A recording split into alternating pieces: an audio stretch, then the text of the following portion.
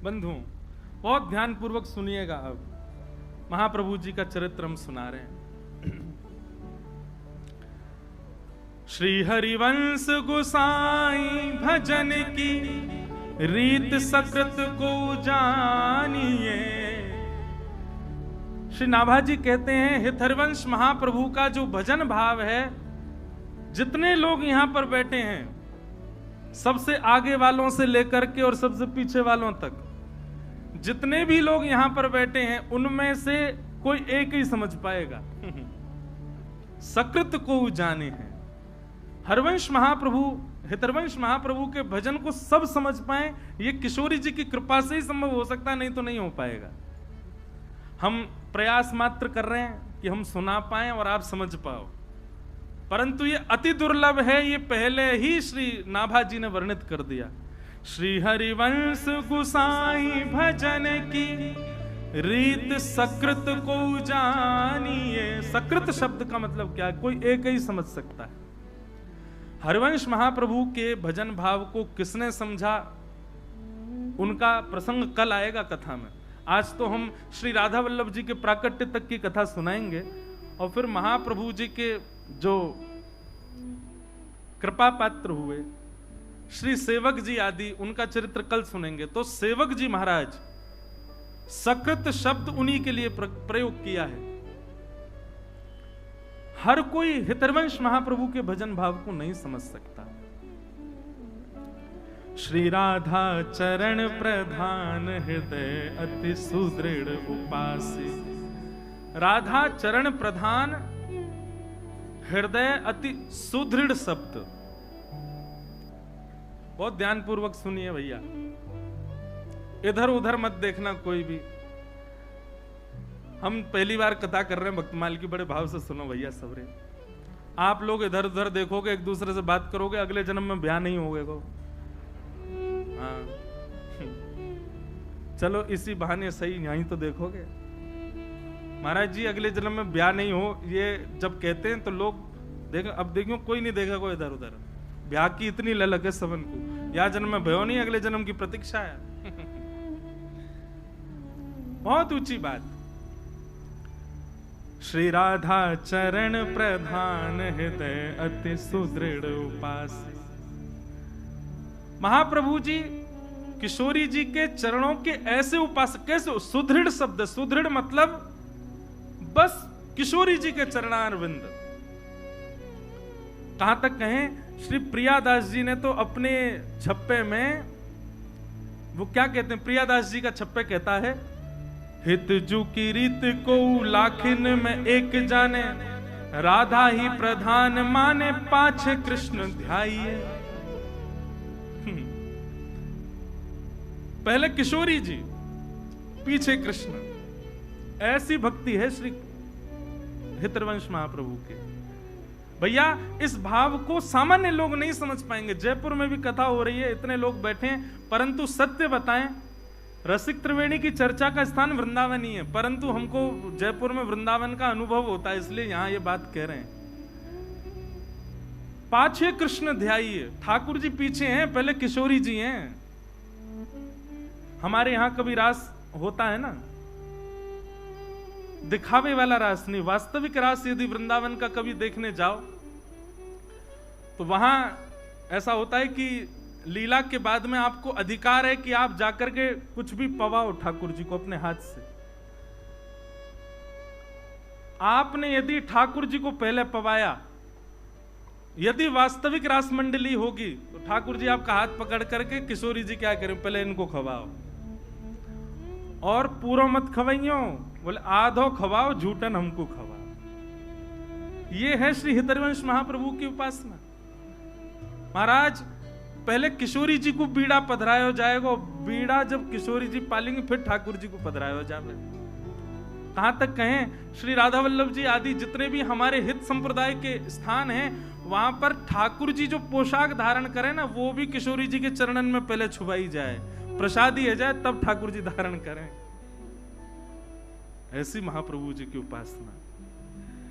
हित जू की रीति को लाखन में एक जाने, लाखों में कोई एक समझ पाएगा श्री हित महाप्रभु की भक्ति को। राधा ही प्रधान माने पाछे कृष्ण ध्याइए।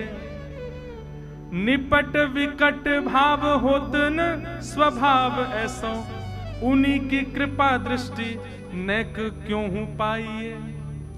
ऐसा भाव किशोरी जी की कृपा से ही हो सकता है, और किसी भाव से आप कितना प्रयास कर लो ये संभव नहीं है।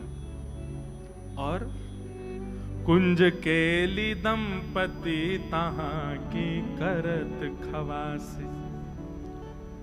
कुंज निकुंजों में ठाकुर जी की नित्य केली का, अभी महाप्रभु जी का चरित्र सुनाएंगे, फिर सुनिएगा क्या क्या भाव सुंदर महाप्रभु जी के।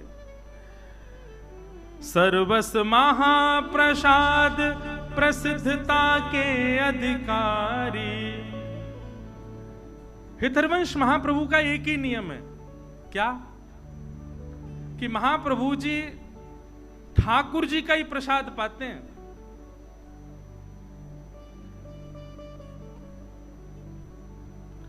हमारे बाम भाग में जो अति सुंदर केश अच्छा हाँ ऊपर है, ये लगे, ये तो हितरूप दास जी, हाँ ऊपर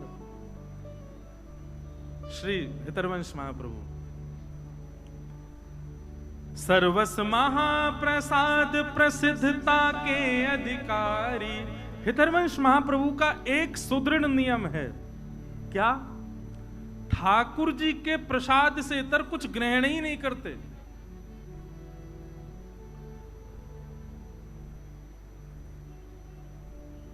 एक बार की चर्चा है, वैसे तो जब चर्चा प्रारंभ होती तभी सुनाना था, पर अभी मन में भाव आ रहा है कि जब महाप्रभु जी छोटे थे, हितरवंश महाप्रभु, तो उनका नियम था कि वो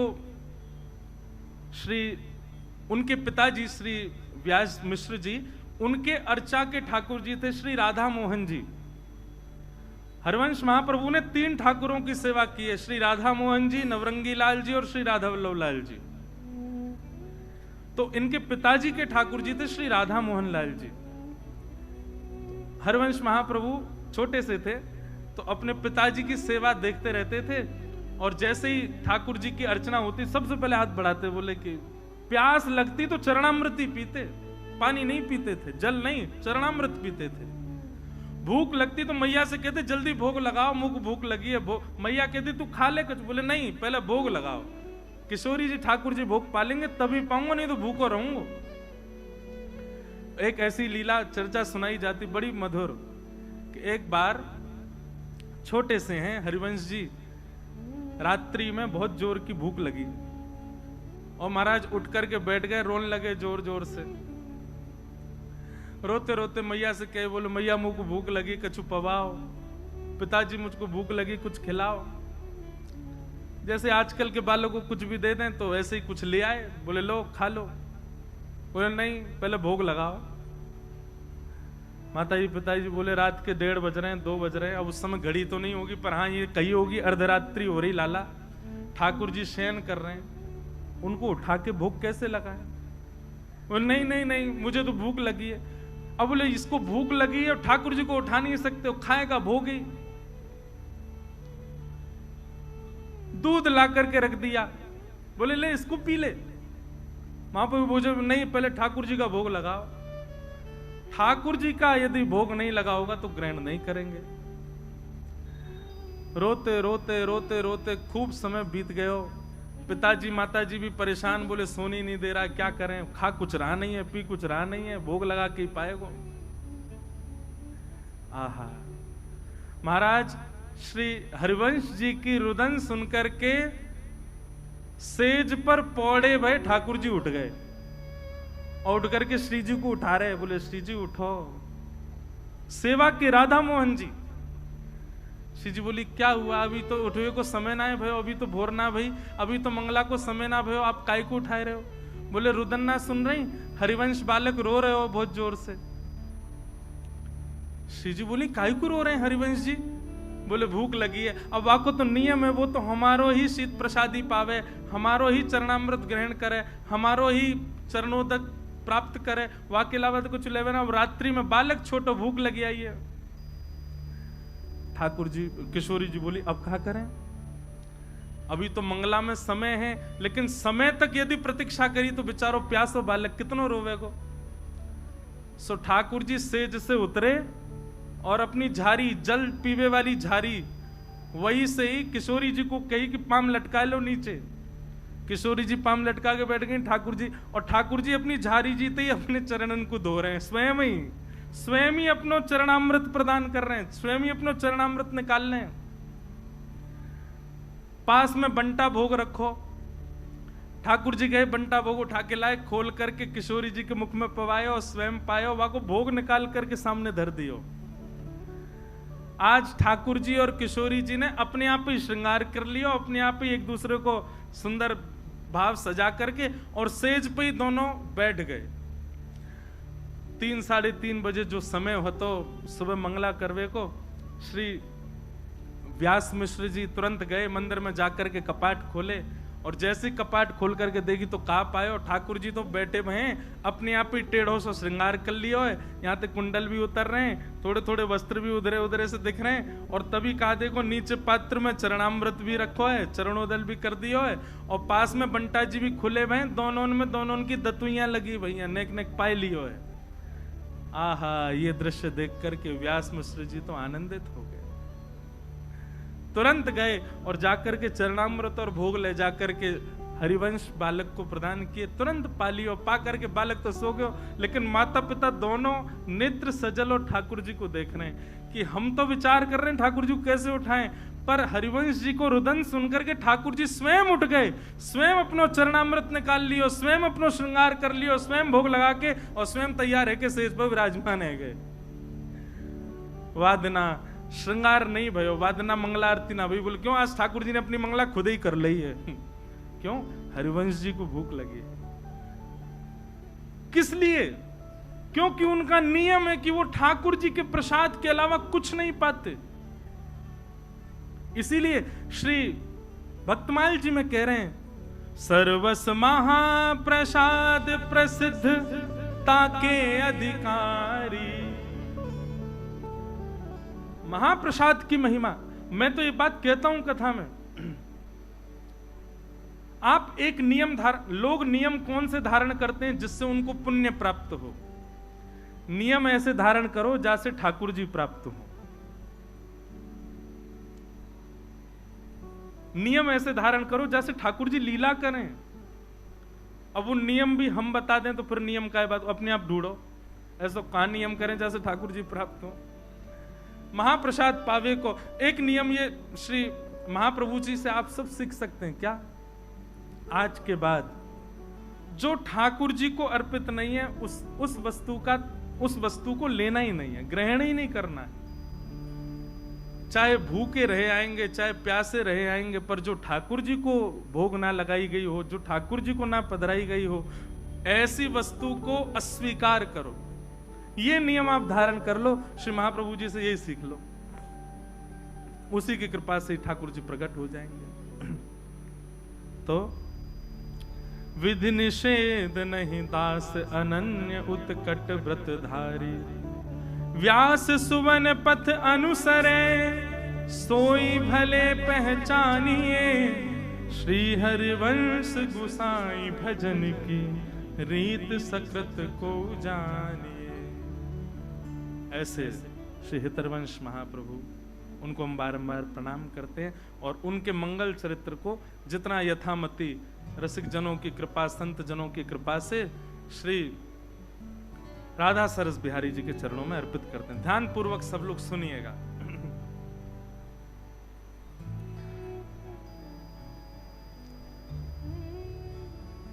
हरिद्वार की ओर जब आप दिल्ली से जाएंगे तो बीच में रुड़की पड़ता है, उससे पूर्व में ही अगर आप एक देहरादून का मार्ग अपनाएंगे तो उसी मार्ग में बीच में एक स्थान पड़ेगा जिसका नाम है देवबंद।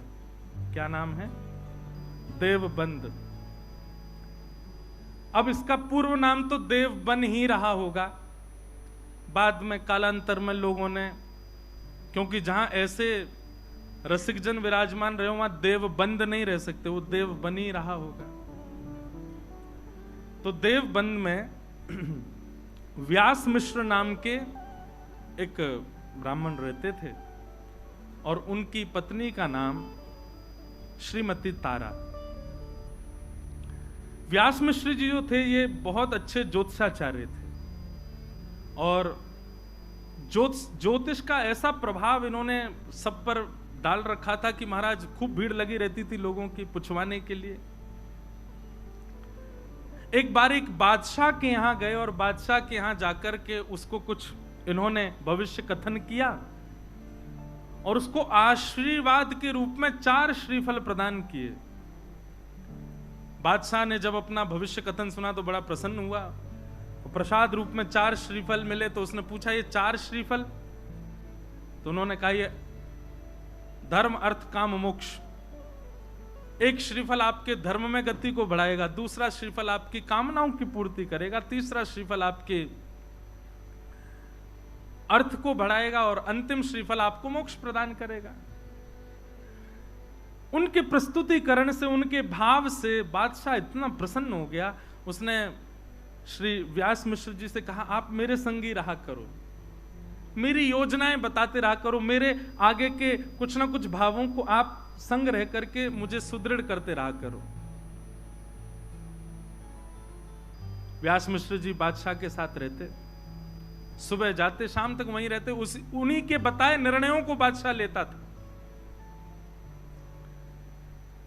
व्यास मिश्र जी के बड़े भाई श्री नृसिंह आश्रम जी महाराज ये सन्यासी थे।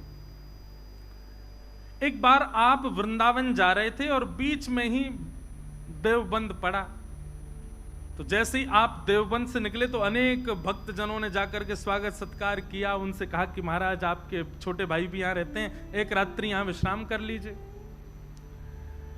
बहुत ध्यानपूर्वक सुनिएगा। नृसिंह आश्रम जी बहुत सबके याचना करने पर रुक गए। सब प्रणाम करने आए तो व्यास मिश्र जी अपनी पत्नी तारा के साथ में, बड़े भैया हैं, प्रणाम करने आए, प्रणाम किया, दोनों को आशीर्वाद दिया। जैसे ही प्रणाम करके उठे तो नृसिंह आश्रम जी ने व्यास मिश्र जी के ललाट को देखा और देख करके बोले चिंता की रेखाएं दिख रही हैं, बहुत चिंतित लग रहे हो आप, क्या बात है? अत्यंत संकोच के साथ सकुचाए भाव से निवेदन किया, सब कुछ है भैया, सब कुछ है आपकी कृपा से, गुरुदेव की कृपा से, भगवत कृपा से सब कुछ है, पर हरिभक्त परायण एक संतान नहीं है। नृसिंह आश्रम जी हंसने लगे, बोले तुम पूरी दुनिया का भविष्य बताए फिरते हो, अपना भविष्य नहीं देख पा रहे। और रही बात भाई संतान नहीं है तो इसको भगवत प्रसाद मानो, दोनों ही भजन करो, मत पड़ो उस भाव के पीछे। मैं कथा में एक बात कहा करता हूं, प्रकृति आपको जो सहज रूप से दे दे उसको स्वीकार करो। प्रकृति ने आपके लिए जिस भाव को नहीं रखा उसके पीछे मत भागो, चाहे वो संतान हो, चाहे वो ब्याह हो, चाहे वो कोई भी संबंध क्यों ना हो, संसार की कोई वस्तु क्यों ना हो। आप प्रकृति के पीछे दौड़ करके, भाग करके, दुनिया भर के क्रियाकलाप करके, दुनिया भर के जो है तंत्र मंत्र करके और योजनाएं बना करके अगर किसी वस्तु को पालोगे, प्रसन्न नहीं रह पाओगे। इसलिए प्रकृति जो दे उसको स्वीकार करो। पर यहां पर महाराज जी एक प्रश्न उठता है, ऐसे तो नंद यशोदा के भी लाला नहीं थे, उन्होंने भी तीर्थों में जा जा करके खूब प्रार्थना करी। हमारे नाना जी एक बात कहते थे, अच्छा एक बात बताएं, ये कथा हमारे नाना जी करने वाले थे। लोकेश भैया बता रहे, बोले मैंने नाना जी से कहा था कि आप कथा सुनाओ, तो नाना जी बोले करेंगे करेंगे करेंगे। नाना जी तो भगवत धाम प्रस्थान कर गए, पर वो हमको इसीलिए तैयार करके गए कि हम भक्तमाल सुना दें यहाँ पे, उन्हीं की कृपा प्रसादी। हमारे नाना जी के जिनने दर्शन किए होंगे ना, ये समझ लो कि उनको मतलब उनके बड़ भाग्य ही होंगे कि हमारे नाना जी के दर्शन हुए। ऐसे अद्भुत महापुरुष। वो एक बात बताया करते तो बोले लाला, पुत्र की याचना तो करी है नंद यशोदा ने, पर पुत्र के याचना में पुत्र कैसा चाहिए, वो भावना क्या है? विष्णु आराधनार्थाय। हमको पुत्र इसलिए नहीं चाहिए कि लोग बाग पुत्र की याचना इसलिए करते हैं कि अंतिम समय में वही संस्कार करेगा, यदि पुत्र के हाथों संस्कार ना हो तो ऐसा कहते हैं पुम नामक नरक में जाना पड़ता है। लेकिन महाराज आजकल के पुत्र जैसे हो रहे हैं, ऐसे पुत्रों से संस्कार करके तो निश्चित जाना पड़ेगा।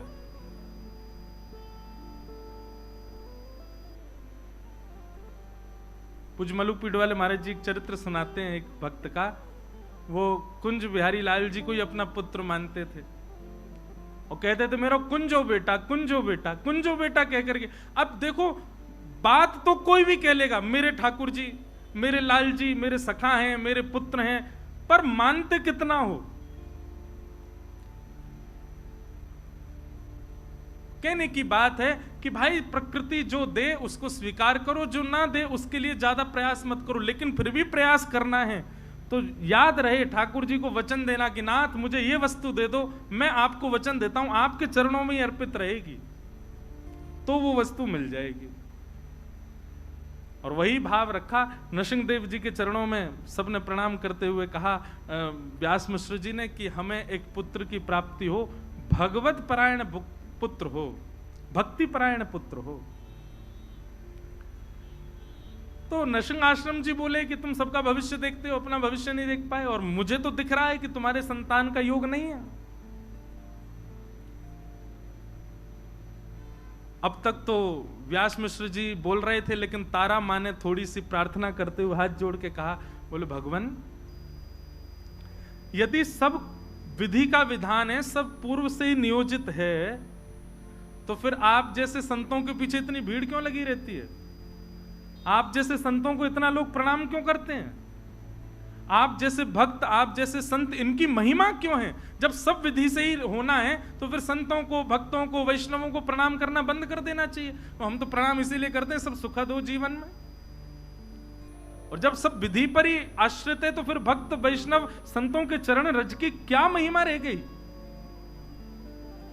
तारा जी की ये बात नरसिंह आश्रम जी के चित्त को लगी। बहुत सावधानी, सब लोग इधर देखो, पीछे वाले भी, सब लोग भाव से कथा सुनो। तारा जी की ये बात नरसिंह आश्रम जी को चित्त में लगी कि भाई प्रश्न भगवान पर उठे तो कोई बात नहीं, पर भक्ति पर उठ गया है, भक्त पर उठ गया है। एकांत में बैठ करके नरसिंह आश्रम जी ने चिंतन किया, ठाकुर जी से प्रार्थना करी, भगवान आप पर प्रश्न नहीं उठाए, वैष्णवों पर प्रश्न उठाए, भक्तों पर प्रश्न उठाए, भक्ति पर प्रश्न उठाए, कुछ कृपा करो। ठाकुर जी प्रसन्न मुद्रा में नरसिंह आश्रम जी के चित्त में आ गए और आकर के अपनी वंशी को ही दिखाने लगे और मानो आज्ञा करने लगे, जाओ अपने भैया से कह दो, छोटे भाई से, निश्चिंत हो जाए। मेरी अधरामृत का निरंतर रसपान करने वाली, अत्यंत रस से सराबोर और पूरी दुनिया तो केवल और केवल मेरा प्रसाद पाती है, पर मेरा स्वच्छंद अधरामृत जिसने जीवन भर पाया, ऐसी वंशी ही उनके कुल में पुत्र बन करके आएगी। लेकिन याद रहे वो भक्त परायण, भक्ति परायण और भक्ति की धारा प्रवाह करने वाला बालक होगा। कोई वंश परंपरा और कोई अपने वंश वृद्धि या फिर धन वृद्धि आदि इन सब भावनाओं से पुत्र की याचना ना रखे। भक्ति का वर्धन करने वाला पुत्र उनके कुल में होगा, मेरी वंशी ही पुत्र बन करके आएगी, आज्ञा कर दीजिए। नरसिंह आश्रम जी व्यास मिश्र जी के पास गए और हृदय से लगाते हुए कहा, ठाकुर जी ने आज्ञा की है, चिंता मत करो, आपके घर ठाकुर जी की वंशी ही पुत्र रूप धारण करके आएगी, पर भक्ति वर्धन करने वाली यही भावना उसके चित्त में होगी, वो भक्ति का वर्धन करने वाला बालक होगा। कुछ समय बीता और तारा मैया के गर्भ में भक्तराज श्री हरिवंश जी आए। महाराज जी इतना सुंदर वर्णन है चरित्र में कि जैसे वो कहते हैं, जा दिन से हरि गर्व ही आए। हमने कौशल्या मैया के बारे में सुना है, हमने देवकी मैया के बारे में सुना। जब से ठाकुर जी गर्भ में आए तब से मैया को अच्छा अच्छा अनुभव होने लगा, सुंदर सुंदर भाव होने लगा। पर यहां पर कितना सुंदर भाव बताया कि जब से श्री हितरवंश महाप्रभु तारा मैया के गर्भ में पधारे, तब से तारा मैया को वृंदावन की स्मृति होती है। रात्रि में सोते सोते मानो उठ के बैठ जाती हैं, श्री वृंदावन श्री वृंदावन श्री वृंदावन श्री वृंदावन श्री वृंदावन। व्यास मिश्र जी उठ के बैठ जाए, देवी क्या हुआ? बोले कैसी सघन कुंज है ना, कैसी लता द्रुम है ना, कैसी सुंदर कलकल करती यमुना जी बह रही है ना, कैसा सुंदर गिरिराज पर्वत है, मानो ब्रज की स्मृति हो रही है। और फिर नेत्र खुल जाते हैं तो नेत्रों से अश्रुपात होने लग जाता है, रुदन विरह भाव। व्यास मिश्र जी कह रहे हैं क्या हुआ देवी? बोले मुझे नहीं पता क्या हो रहा है, पर पता नहीं क्यों जब भी सोती हूं तो स्वप्न में कुंज दिखाई देते हैं और लता पत्र दिखाई देते हैं, यमुना जी दिखाई देती हैं, वृंदावन वृंदावन वृंदावन वृंदावन की स्मृति होती है।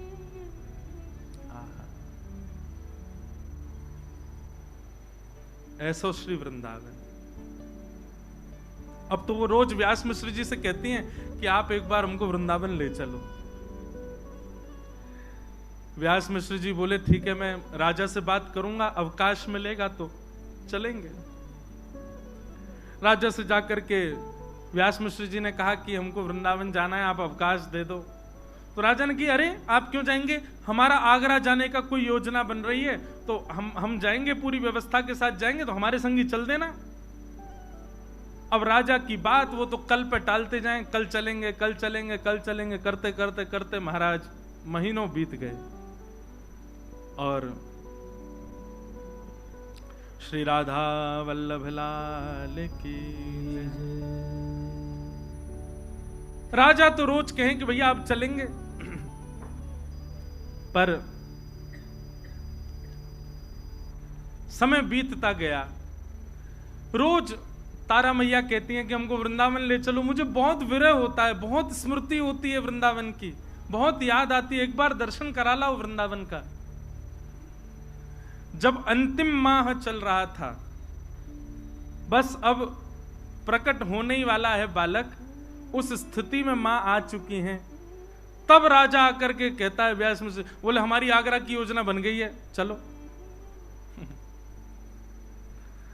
वृंदावन भी अपनी योजनाएं बना करके सबको बुलाता है, अपने आप कोई नहीं जा सकते। पहले चली जाती अगर तारा मैया, तो फिर महाप्रभु जी का जन्म ब्रज में कैसे होता? 9वां महीना प्रारंभ हुआ और तभी राजा बादशाह ने कहा कि हमारी आगरा जाने की योजना बनी, व्यास मिश्र जी आप तैयारी करो, चलेंगे वृंदावन, आपको छोड़ देंगे, आप दर्शन कर लेना। व्यास मिश्र जी बोले अब तो असंभव है, अब तो बालक आने वाला है। बोले आप चिंता मत करो, रानियों जैसी व्यवस्था करेंगे, पालकी में लेकर के, बिल्कुल कोई दिक्कत नहीं होगी, सखी सहचरियां और सब बढ़िया व्यवस्था करके ले चलें, पलकों पे लेके चलेंगे, आपकी पत्नी को लेके चलो। व्यास मिश्र जी का मन तो थोड़ा कम था, जैसे ही घर जाके तारा जी से कहा कि बादशाह ने आज कहा है आगरा जाने के लिए, वो तो पीछे ही हाथ पकड़े, बोले नहीं फिर तो चलेंगे। बोले तुम्हारी स्थिति, बोले मैं संभाल लूंगी, पर ले मुझे वृंदावन ले चलो। और बादशाह के उस टोली के साथ में व्यास मिश्र जी और तारा मैया आगरा के मार्ग की ओर प्रस्थान करने लगे। तभी बीच में पड़ा श्री वृंदावन। वृंदावन में प्रवेश किया। बंधुओं, ये उस समय का वृंदावन है जब वृंदावन में ठाकुर जी प्रकट रूप से कहीं विद्यमान नहीं थे। केवल और केवल यमुना जी, व्रज की कुंज लता, ब्रजरज, गोवर्धन नाथ जी, केवल यही हैं, और कोई ज्यादा मंदिर आदि कुछ थे नहीं वृंदावन में। भोर के समय गए, वृंदावन में प्रवेश करते ही रोंगटे खड़े होने लगे, नेत्र सजल होने लगे। ये स्थिति व्यास मिश्र जी ने कभी देखी नहीं तारा मैया की। यमुना जी में जाकर, यमुना जी के पुलिन पर जाकर के बैठी, मानो घंटों तक यमुना जी को निहार रही हैं। लता पत्रों को स्पर्श करती हैं तो मानो ऐसा लगता है इनसे कोई संबंध है। अब ये सब भावना मैया की नहीं है, गर्भ में बैठे बालक की है। वो ठाकुर जी के संग में रही वंशी, उसको एक एक भाव पता है, वो सब जानती है कहाँ यमुना जी कैसी ब्रजरथ, कौन से वृक्ष, कौन सी लता गुर्म, कौन सी कुंज में कौन सी लीला, वो सब स्मृतियां हो रही हैं। सायकालीन समय हो गया, वृंदावन को प्रणाम करके और पुनः आगरा के मार्ग की ओर जैसे प्रस्थान करने लगे। अब वृंदावन से ज्यों ज्यों दूर जामे त्यों त्यों तारा मैया का विरह बढ़े। व्यास मिश्र जी कहें आप ऐसे इतना रुदन मत करो, इससे प्रभाव पड़ेगा बालक पर। बोले नहीं, मुझे बहुत मेरा मन हो रहा है मैं वहीं रहूं। बोले वहां कहां रहेंगे, वो पूरा वन है, वहां वंचर जीव रहते हैं, हिंसक जीव रहते हैं, कहां रहेंगे हम दोनों। पर उनका रुदन इतना विकल करने वाला था कि उस रुदन को व्यास जी सुन नहीं पा रहे थे। और तभी रुदन करते कि बस वृंदावन ब्रज की सीमा में ही थे, अभी बस निकलने ही वाले थे ब्रज की सीमा से, तभी प्रसव पीड़ा होने लगे। और ऐसी प्रसव पीड़ा हुई कि तुरंत बादशाह को जाकर के व्यास मिश्र जी ने कहा कि महाराज आप आगरा को प्रस्थान करो, हमारी गृहिणी को प्रसव पीड़ा हो रही है, इससे आगे ले जाना उचित नहीं होगा। यहाँ ये गांव जैसा दिखाई दे रहा है, यहाँ कुछ लोग दिख रहे हैं, हम यहीं रुक जाते हैं, क्या पता आगे बन आया और वहां कुछ दिक्कत हुई तो क्या करेंगे। बादशाह ने कहा ठीक है, आप कुछ सेवक भी ले लो और आप यहीं रुक जाओ। और वृंदावन के समीप बाद गांव, बाद ग्राम, वहां ताराजी और व्यास मिश्र जी कुछ सेवकों के साथ रुक गए। गांव के लोगों ने देखा महाराज ब्राह्मण देवता आए, सबने खूब सेवा करी, सब व्यवस्था करी। और वैशाख का महीना, शुक्ल एकादशी का दिन, वैशाख शुक्ल एकादशी, और जैसे ही भोर का समय हुआ है, भोर के सूर्य उदित होने वाले हैं, यहां तो पृथ्वी पर सूर्य उदित हुए हैं और वहां तारा मैया की कोख से हमारे ब्रजमंडल के निधि श्री राधा वल्लभ लाल जी को विराजमान करने वाले परम वैष्णव परम भक्त शिरोमणि श्री हितरवंश महाप्रभु जी का प्रादुर्भाव हुआ। बधाई हो, बधाई हो, बधाई हो, बधाई हो, बधाई हो, बधाई हो। आहा, ऐसे नेक्से से लाला प्रकट भय हैं। हमारे सरस कुंज के आचार्यों ने, मैं आज देखो कितनी ऊंची बात, हमारे सरस कुंज के आचार्यों ने ग्रंथों में आचार्यों की बधाई गाई। मैंने भैया से पूछी, मैंने कि राधा वल्लभ जी की बधाई क्यों? बोले राधा वल्लभ जी की नहीं, आचार्यों की है। मैंने कहा यही तो कृपा प्रसाद है। और यहाँ अब हम कुछ बधाई गायन करें ने कहा महाप्रभु जी प्रकट में, फिर महाप्रभु जी की लीला सुनकर फिर राधा वल्लभ जी को प्राकट्य हुए को। आहा,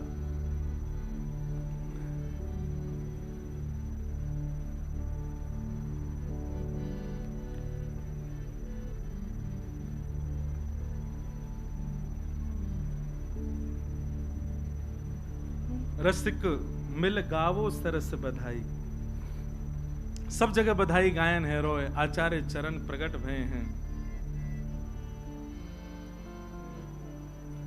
रसिक मिल गावो सरस बधाई, रसिक मिल गावो सरस बधाई, रसिक मिल गावो सरस बधाई, रसिक मिल गावो सरस बधाई। श्रीमत हित हरिवंश रसिक वर, श्रीमत हित हरिवंश रसिक वर, श्रीमत हित हरिवंश रसिक वर, श्रीमत हित हरिवंश रसिक वर। हे भूतल प्रगटो भाई, रसिक वर गाओ सरस बधाई, रसिक वर गाओ सरस बधाई, रसिक वर गाओ सरस बधाई, रसिक मिल गाओ सरस बधाई। श्रीमत हित हरिवंश रसिक वर, श्रीमत हित हरिवंश रसिक वर। भूतल प्रगटे भाई रसिक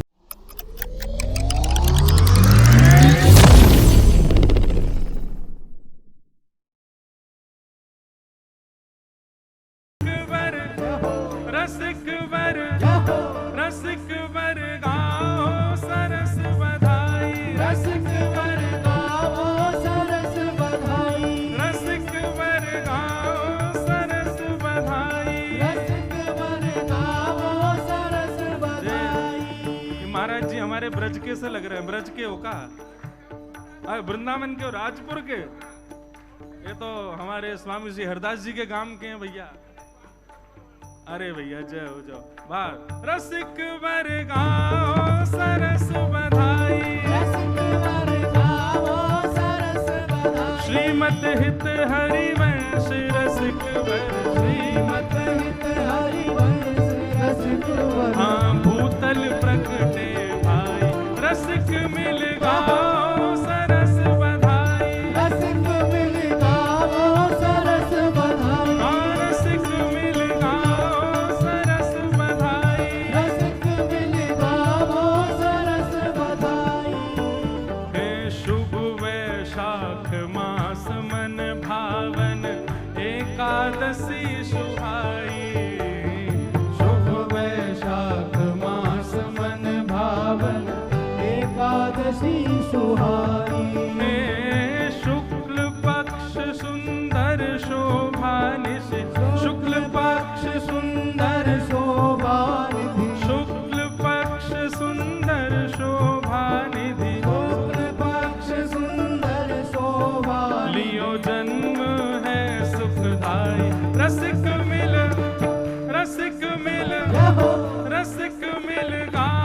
सरस बधाई, रसिक मिल गाओ सरस बधाई, रसिक सब गाओ सरस बधाई, रसिक सब गाओ सरस बधाई। श्रीमत हित हरिवंश रसिक वर, श्रीमत हित हरिवंश रसिक वर। हाँ भूतल प्रकटे भाई, रसिक मिल गाओ सरस बधाई, रसिक मिल गाओ सरस बधाई, रसिक मिल गाओ सरस बधाई। रसिक मिल गाओ सरस भैया, बधाई।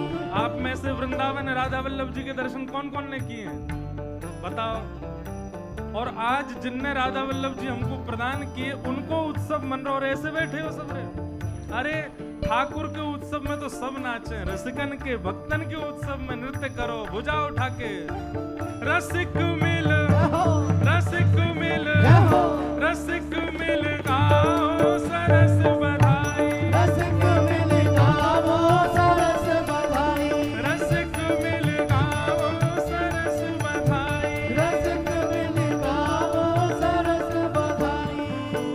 हे श्रीमन मोहन कर में वंशी राखत हेतु बढ़ाई, श्रीमन मोहन कर में वंशी राखत हेतु बढ़ाई। हाँ प्रभु राखत हेतु बढ़ाई, हाँ प्रभु राखत हेतु बढ़ाई। मैं सोइया चारज रूप धार के, सोइया चारज रूप धार के, सोइया चारज रूप धार के, सोइया चारज रूप धार के। हाँ जी रस प्रगटावन आई, रसिक मिल रसिक मिल रसिक मिल गाओ सरस बधाई, रसिक मिल गाओ सरस बधाई, रसिक मिल गाओ सरस बधाई, रसिक मिल गाओ सरस बधाई। जय जय राधा वल्लभ हित हरिवंश, जय राधा वल्लभ हित हरिवंश, ओ जय जय राधा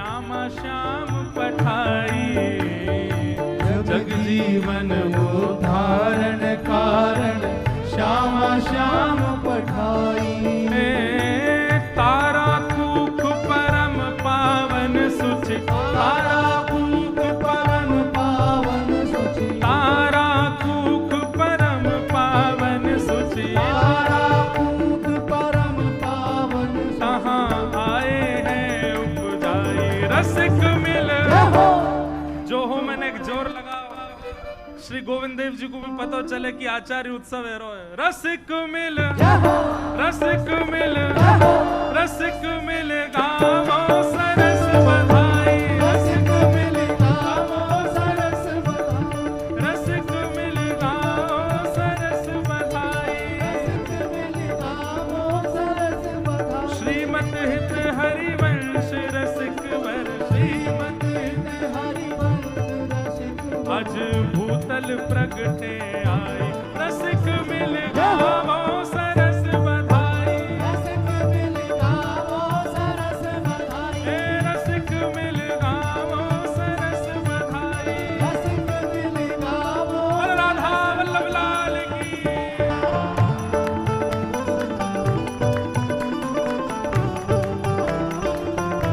बधाई हो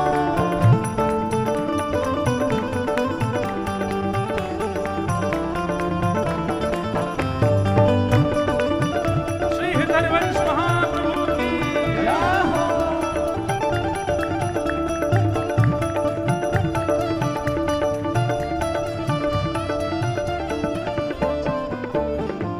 मिश्रा व्यास घर कुल की नारी हिल मिल के जुर आई मिश्र व्यास घर कुल की नारी मिल के जुड़ाई हे मिश्र व्यास घर कुल की नारी हिल मिल के जुरी आई मिश्र व्यास घर कुल की नारी मिल के जुड़ाई सुभग साथिये द्वार धराए सुभग साथिये द्वार धराए सुभग साथिये द्वार धराए सुभग साथिये द्वार धराए और मोतिन चौक पुराए रसिक मिल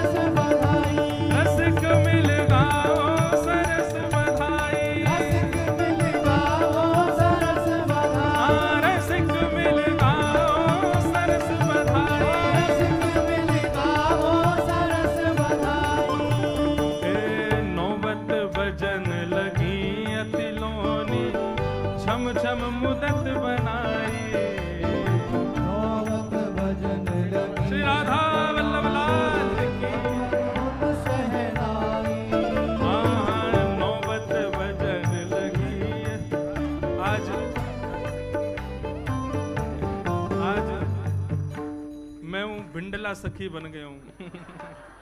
भिंडला सखी पता कौन कौन है? एक ठाकुर जी के समय पे गोबर चुरावे वाली गोपी वहाँ को नाम भिंडला सखी। दाढ़ी वारी भिंडला सखी। और भैया सुनो, अब अकेले ब्यास जी थोड़ी ओढ़ के बैठे, सबरे ओढ़ो और भाई लोग भी ओढ़ो। जब अब खाते लाओगे मुझे ना बताओ, रूमाल ही ओढ़ो। अरे हित सजनी जी प्रकट भई हैं, बधाई हो बधाई हो बधाई हो बधाई हो बधाई हो। बधाई हो। नौबत बजन लगी अतिलोनी, चुम चुम मदद मनाई। नौबत बजन लगी अतिलोनी, हर अद्भुत शहनाई। केसर चंदन चहुदिश छिड़के, केसर चंदन चहुदिश छिड़के, केसर चंदन चहुदिश छिड़के, केशर चंदन चहुदिस छिड़के। आज महके चहुदिश छाई। रसिक मिला रसिक मिला रसिक मिल गाओ सरस बधाई। रसिक मिल गाओ सरस बधाई। रसिक मिल गाओ सरस बधाई। रसिक मिल गाओ सरस बधाई। रसिक मिल गाओ सरस बधाई। रसिक मिल गाओ सरस बधाई। राधा वल्लभ हित हरिवंश, राधा वल्लभ हित हरिवंश। ओ जय जय राधा वल्लभ प्यारो हरिवंश, जय राधा वल्लभ प्यारो हरिवंश। ओ जय जय राधा वल्लभ हित हरिवंश, ओ जय राधा वल्लभ हित हरिवंश। जय जय राधा वल्लभ हित हरिवंश, जय राधा वल्लभ हित हरिवंश। ओ जय जय राधा वल्लभ हित हरिवंश। जय राधा वल्लभ हित हरिवंश। एक सब ब्राह्मण देवता एक माइक ले लो वहां पर। क्यों? जैसे ही महाप्रभु प्रकट भय तो का भयो है? विप्रवेद ध्वनि करत हर्ष, युत पुष्पांजलि बरसाई। विप्रवेद ध्वनि करत हर्ष, युत पुष्पांजलि बरसाई। वेद ध्वनि करो महाराज। हरि ओम स्वस्ति न इंद्रो वृद्धस्रवाः, स्वस्ति नः पूषा विश्ववेदाः, स्वस्ति नस्तार्क्ष्यो अरिष्टनेमिः, स्वस्ति नो बृहस्पतिर्दधातु। विप्रवेद ध्वनि करत हर्ष, युत पुष्पांजलि बरसाई।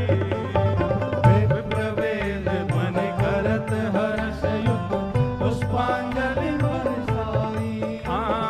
पुष्पांजलि बरसाई। पुष्पांजलि बरसाई।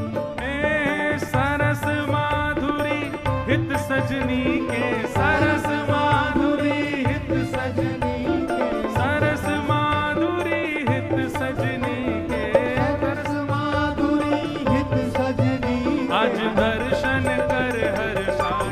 सबक मिल रसिक मिल रसिक मिल गावे सरस बधाई।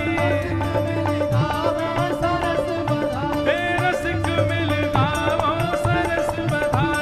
रसिक मिल गावो सरस बधाई। हे हरिवंश रसिक वर प्रगटे, हित हरिवंश रसिक श्री हित हरिवंश रसिक वर प्रगटे, हित हरिवंश रसिक।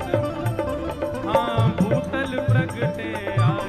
रसिक मिल रसिक मिल रसिक मिल गावो सरस बधाई। रसिक मिल गावो सरस बधाई। रसिक मिल गावो सरस बधाई। रसिक मिल गावो सरस बधाई। जय जय श्यामा जय जय श्याम, जय